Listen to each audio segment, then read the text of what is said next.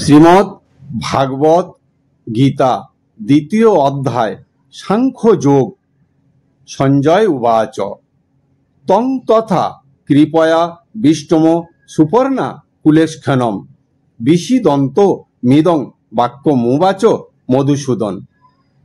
সঞ্জয় বলিলেন, মধুসূদন উক্ত প্রকার কৃপাবিষ্ট অশ্রুপূর্ণ লোচন ও বিষণ্ণ অর্জুনকে এই বাক্য বলিলেন। শ্রী ভগবান উবাচ কৃতস্তবা কস্মলমিদং বিষমে সমুপস্থিতম অনার্জুষ্টম সবর্গম কীর্তিকর্মর্জুন ক্লৈবং মাস্ম গমঃ পার্থ নৈতৎ উপপদ্যতে ক্ষুদ্রং হৃদয় দৌবলং তত্ত্বতিষ্ঠ পরন্তপ।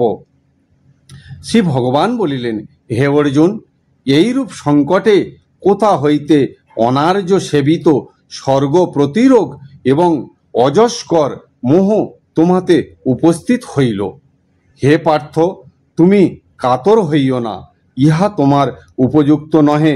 হে শত্রুতাপনকারী, সামান্য হৃদয় দুর্বলতা পরিত্যাগ করিয়া উত্থিত হও।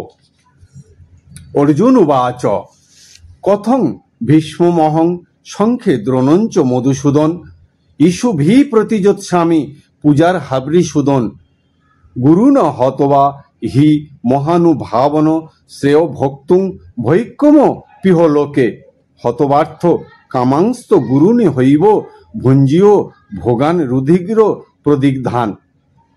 অর্জুন বলিলেন, হে কেশব, হে শত্রু বিমর্ধন মধুসূদন, আমি বাণ সমূহের দ্বারা কিরূপে যুদ্ধক্ষেত্রে পূজ্য ভীষ্ম এবং দ্রোণের সহিত যুদ্ধ করিব?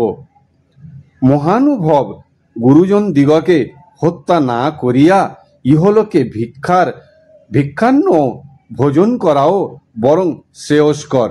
কিন্তু গুরুজন দিগকে হত্যা করিয়া ইহকালেই শোণিত